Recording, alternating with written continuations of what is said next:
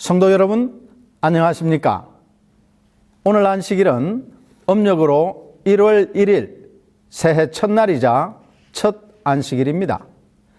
새해 복 많이 받으시기 바랍니다. 우리 옆 사람과도 잠깐 인사를 나누시겠습니까? 새해 인사와 함께 안식일의 인사도 함께 나누시면 좋겠습니다. 2024년 갑진년 푸른 용의 해에 교우님들과 가정들 그리고 섬기는 교회에 하나님의 풍성한 축복이 함께 하시고 기도하시는 모든 제목들이 주님의 뜻 안에서 성취되는 놀라운 축복의 한 해가 되기를 소망하고 기도합니다. 1852년 4월 10일 미국의 한 평범한 시민인 존 하워드 페인이 알제리에서 사망했습니다. 그로부터 31년이 지난 뒤 미국 정부는 군함을 보내 그의 유해를 본국으로 운구했습니다. 유해가 뉴욕에 도착하던 날 부두에는 뉴욕시가 생긴 이래 최대 인파가 몰렸습니다. 대통령을 비롯한 국무위원들 그리고 수많은 시민이 참석하여 운구 행렬을 지켜보았습니다.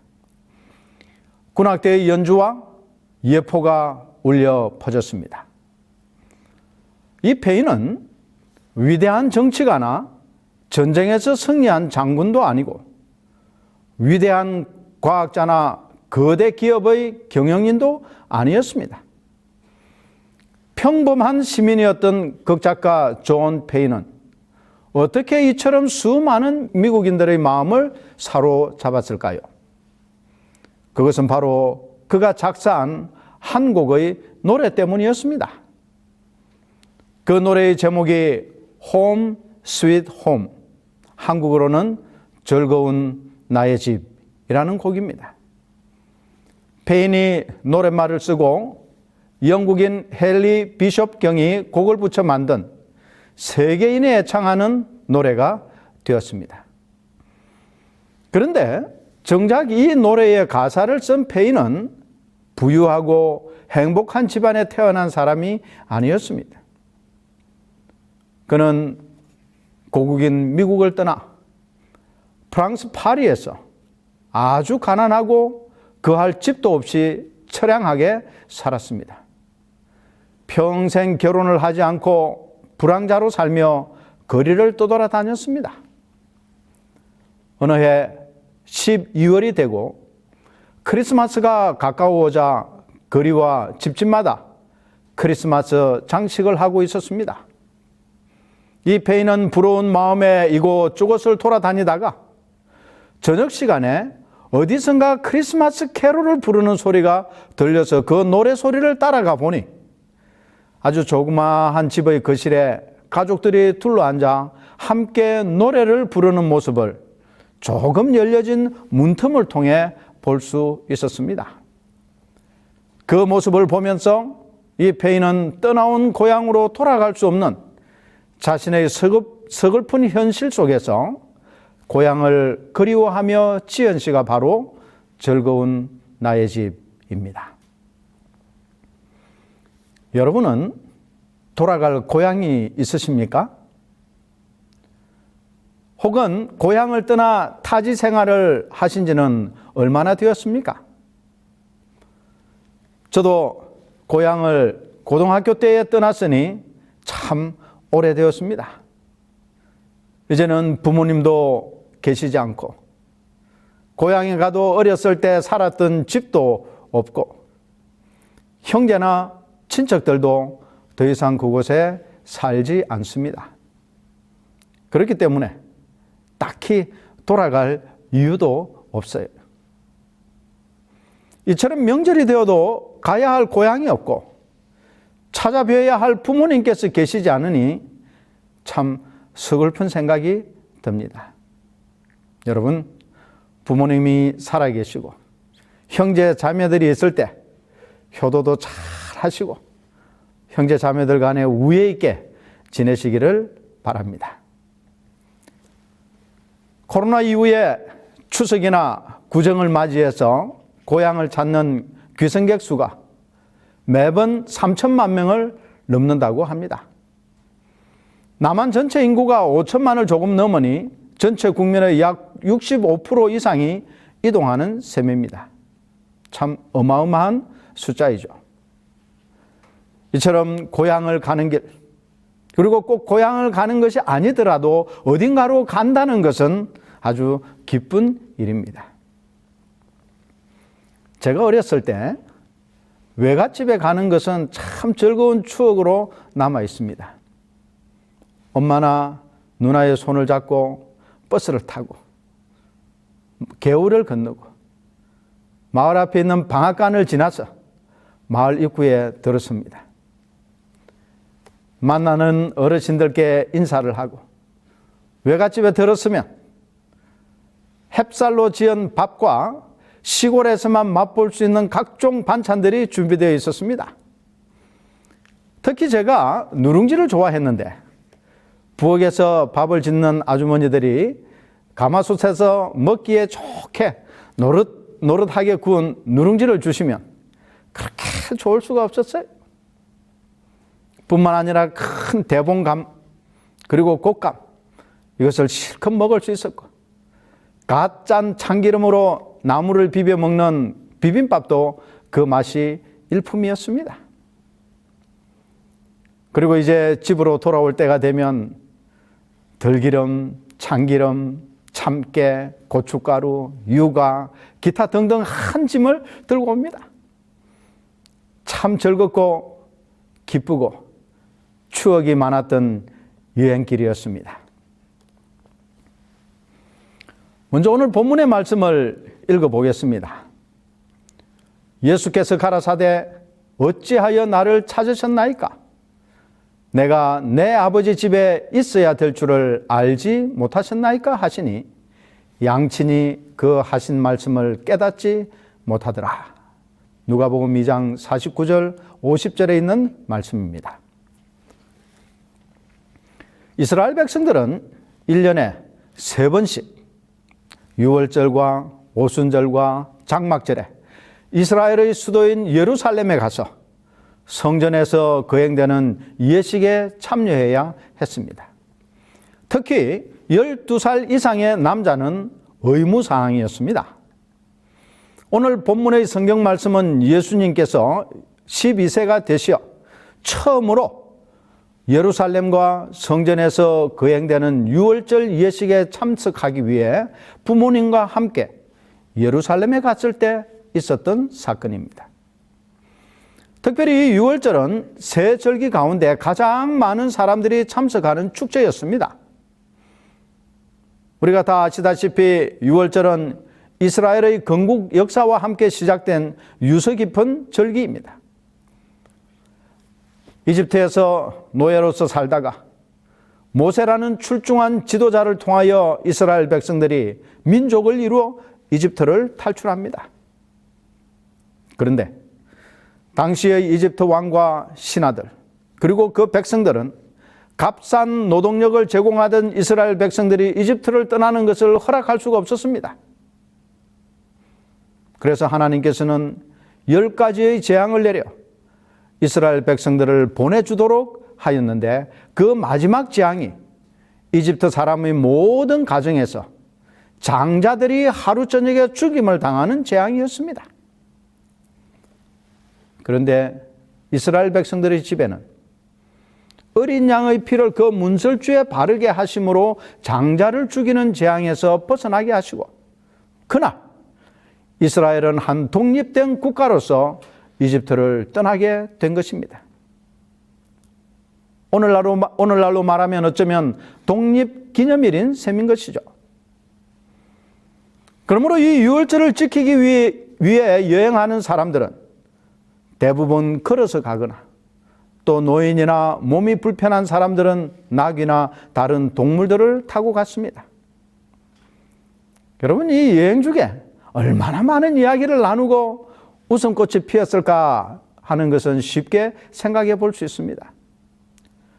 유월절의 그 특이하고 기적적인 사건들로부터 시작해서 자신들의 최근 소식, 자기가 거주하는 나라의 형편, 또 경제, 정치, 기타 소소한 이야기들을 여행하는 동안 내내 나눌 수 있었습니다. 그들이 유월절을 지키기 위해 예루살렘에 오는 길과 마찬가지로 유월절을 마치고 돌아가는 길도 여전히 이야기꽃을 피우고 헤어짐의 아쉬움을 나누면서 즐겁고 흥겨운 시간을 보냈습니다. 그런데 문제가 생겼습니다. 예수님의 부모님이 문득 둘러보니 예수가 없었어요. 이 갈릴리라고 하는 아주 시골 동네에서 온 촌사람이었던 이 예수를 이스라엘의 수도인 예루살렘에서, 더구나 유월절로 인해서 수많은 사람들이 각지에서 와 있는 혼잡한 중에 잃어버린 것입니다. 비록 12살이기는 하나 예루살렘의 지리도 모르고 아는 사람도 없는데 예수가 보이지 않으니 부모님은 너무 당황하고 불안하고 정신이 없었습니다. 또한 언뜻 불길한 생각이 예수님의 부모님에게 들었습니다. 그들은 예수님의 유아 시절에 헤롯이 그분을 죽이려고 하던 것을 기억하고 정말 몸이 부들부들 떨렸습니다. 혹시 바리새인들에게 납치되지는 않았을까? 잘못된 일이 생기면 어떻게 하나? 라고 생각하면서 주의 깊게 그를 돌보고 챙기지 못한 자책감이 그들을 괴롭혔습니다. 그래서 집으로 가던 발길을 돌려 다시 예루살렘으로 급히 돌아갔습니다. 가면서도 혹시 예수가 있을 만한 곳을 찾고 두리번거리며 갔습니다. 여러분, 오늘 우리는 어떻습니까? 이 세상은 예수님을 생각하지 못하게 하는 많은 이야기거리, 많은 관심거리, 많은 흥미거리가 넘쳐납니다. 예수님의 부모들이 하루길을 갈 동안 예수에 대해 전혀 생각하지 못하고 오랜만에 만난 반가운 사람들과 이런저런 이야기거리로 하루를 보냈던 것처럼 오늘 우리에게도 예수님을 잊어버리고 살 만큼 우리의 흥미나 관심을 끄는 일들이 너무 많습니다. 오랜만에 만난 가족들이나 친구를 만나는 것은 정말 즐거운 일이에요. 또 함께 TV를 시청하거나 게임을 하거나 드라마를 보거나 합니다. 자녀의 육아나 교육, 이것도 사람의 혼을 빼놓습니다. 또한 어떻게 하면 이 부동산을 더 증가시키고 재테크를 할 수 있을까? 또 주식이나 코인을 해서 어떻게 재산을 불릴까? 또 아니면 먹거리나 맛집이 어디에 있는가?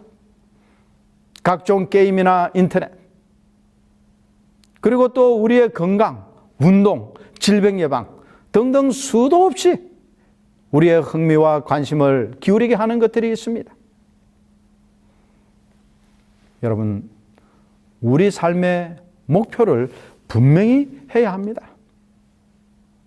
우리의 시선을 예수님께로부터, 십자가로부터, 말씀으로부터, 경건함으로부터 돌리는 많은 일들이 어쩌면 이 명절에 생길 수 있습니다. 그러므로 깨어 있어야 합니다. 잠시 눈을 팔고 시선을 주님으로부터 다른 곳으로 돌리게 되면 금방 주님을 잊어버리게 됩니다. 우리는 다른 사람과 서로 사귀는 가운데 예수를 잊어버리거나 무관심하게 지나쳐 버림으로 그가 우리와 함께 계시지 않게 하는 일이 없도록 조심해야 할 것이다. 우리가 너무 세상 일에 정신을 빼앗겨 우리의 영생의 소망의 중심이 되시는 예수를 전혀 생각하지 않는다면 우리는 예수와 하늘 천사들과 분리된다. 시대의 소망 83페이지에 있는 말씀입니다. 예수님이 당연히 그들과 함께 있을 거라고 생각했던 마리아와 요셉은 당황한 가운데 오던 길을 되돌아가며 부지런히 찾았습니다. 그러나 그들이 예루살렘에 있는 성전에 도착할 때까지 어느 곳에서도 찾지 못했습니다. 그들이 마침내 성전에 도착했을 때 바리새인과 제사장들과 이야기 나누는 예수를 발견하고 안도의 숨을 쉬면서 책망하듯이 이렇게 말했습니다. 아이야, 어찌하여 우리에게 이렇게 하였느냐? 보라, 내 아버지와 내가 근심하여 너를 찾아노라. 그때 늘 온순하고 부모님께 순종적이었던 예수께서 어찌하여 나를 찾으셨나이까? 내가 내 아버지 집에 있어야 될 줄을 알지 못하셨나이까? 라고 대답했습니다. 예수께서는 어린 나이에 처음 방문한 예루살렘 성전에서 자신이 하셔야 할 일을 하고 계셨습니다. 여러분, 이 소년 예수를 잃어버린 것이 누구 잘못입니까?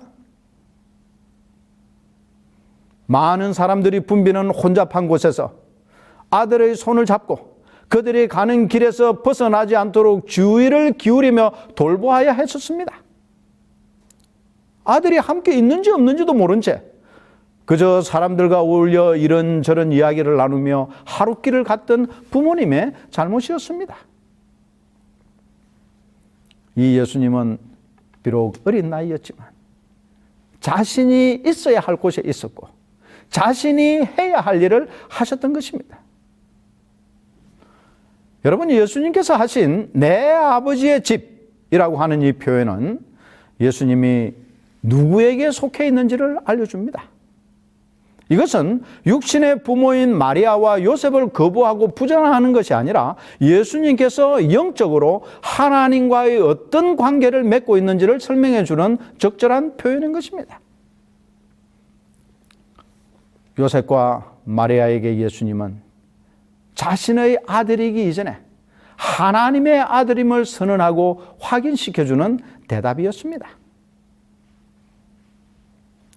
그리스도 안에서 살아가는 우리도 육신의 부모님에게 소중한 아들과 딸입니다. 그러나 좀 더 높고 영적인 차원에서 우리는 하나님의 자녀임을 한순간도 잊지 말아야 하겠습니다. 이 아버지의 집이 어디일까요? 그것은 그 당시 자신이 있는 예수님께서 머물고 있었던 그 성전을 가리키면서 하신 말씀이었습니다. 성전이었어요. 하나님께서 계신 곳이었습니다. 매일 행해지는 번제와 각종 제사를 드리는 곳인 성전을 하나님의 집이라고 불렀습니다. 오늘 여러분에게 내 아버지의 집은 어디입니까? 전라도? 경상도?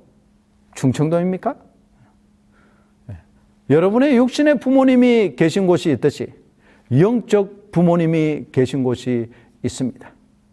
그곳이 바로 여러분이 지금 모여있는 이 교회입니다. 아버지이신 하나님이 계시고 마택님이신 예수님이 계시고 형제 자매가 함께 모이는 곳, 이 교회가 바로 내 아버지의 집인 것입니다. 이곳에 있을 때에 비로소 내가 누구인지를 알고 내가 무엇을 해야 할지를 알고 내가 누구와 함께 있어야 할지를 알 수 있는 것입니다. 부모를 잃어버린 아이를 우리가 뭐라고 하죠? 미아라고 합니다. 그러면 집을 나간 아이를 뭐라고 합니까? 가출자라고 합니다. 이런 미아와 가출자가 해마다 증가하고 있습니다. 여러분은 혹시 영적인 미아가 아닌가요? 아니면 영적 가출자인가요? 오늘 구정명제를 맞이하여 다시 한번 깊이 숙고해야 할 중요한 문제가 아니겠습니까? 우리의 인도자이신 예수님을 결코 떠나지 말아야 할 것입니다. 내 아버지의 집을 떠나 세상으로 나가는 일이 결코 없어야 할 것입니다. 예수님에게 이 세상이 줄 수 없는 평안이 있습니다. 생명이 있습니다. 건강이 있습니다. 내 아버지 집에서만 참 쉼이 있습니다. 행복이 있습니다. 기쁨이 있습니다. 그곳에 위로가 있습니다. 마땅히 함께 있어야 할 분과 함께 있고 마땅히 있어야 할 내 아버지 집에 거하는 성도들이 되시기를 간절히 기도하며 바랍니다. 이 세상 일에 너무 몰두하고 이 세상의 것을 너무 추구하다가 예수님을 잃어버리거나 세상 것을 얻기 위하여 내 아버지 집을 나가는 불행한 일이 우리 가운데서는 결코 생기지 않기를 기도합니다. 플로렌스 채드윅이라는 유명한 여자 수영 선수가 있었습니다. 그녀는 영국 해협을 왕복으로 헤엄쳐서 걷는 최초의 여성이었습니다. 그런 그녀가 34살의 나이에 또 다른 목표를 세우고 도전했습니다. 그것은 미국 서부에 위치한 카탈리나 해협을 횡단하는 것이었습니다. 카탈리나 섬은 미국 캘리포니아 남단에 위치한 섬으로 LA 항구에서 남남서쪽으로 38km에 위치한 섬입니다. 1952년 7월 4일 여름이지만 바닷물은 차가웠고 짙은 안개가 끼었습니다. 아무런 보호장구 없이 맨몸으로 수영하는 그녀를 호위하기 위한 보트마저도 시야에 들어오지 않을 만큼 짙은 안개가 있었습니다. 미국에서는 이 장면을 생중계를 했고 거의 16시간 가까이 수영을 했습니다. 그녀를 호위하는 보트 중 한 척에는 그녀의 어머니와 트레이너가 이제 얼마 남지 않았어 라고 소리를 치면서 기운을 불어넣어 주었습니다. 하지만 그곳에서부터 약 500m 정도를 더 수영한 뒤에 그녀는 배 위에 올려달라고 요청했습니다. 포기한 것입니다. 몇 시간이 지난 뒤에 아직도 차가운 몸을 녹이며 이 플로렌스는 방송 기자에게 말했습니다. 변명을 하려는 건 아니에요. 하지만 만일 육지가 보이기만 했어도 난 끝까지 했을 거예요. 그녀를 포기하게 한 것은 추위나 피로 때문이 아니었습니다. 그것은 안개였습니다. 이 안개 때문에 그녀는 자신의 목표를 볼 수가 없었던 것입니다. 2달이 지난 뒤에 플로렌스는 다시 도전했습니다. 이번에도 똑같이 짙은 안개가 시야를 가렸지만 그녀는 상상을 통해서 또 그가 훈련해 왔던 대로 마음속에 자신의 목표를 그렸습니다. 그리고 강한 확신을 가지고 헤엄쳤습니다.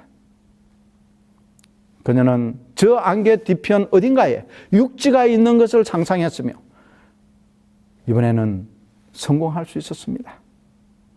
그래야 이 플로렌스 채드윅은 산타 카탈리나 해협을 헤엄쳐서 걷는 최초의 여성이 되었습니다.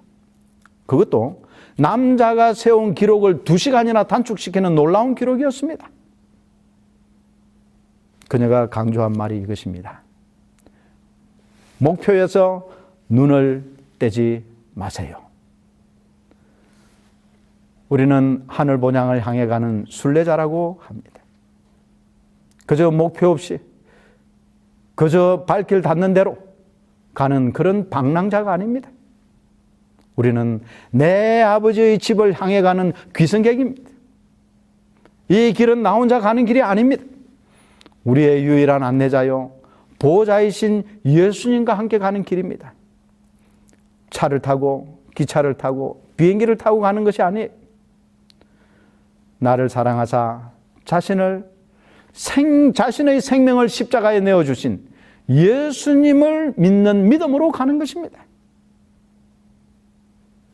안개가 우리의 목표를 보이지 않게 할 때도 있지만 안개 너머에 분명히 우리가 도달할 내 아버지의 집이 있습니다.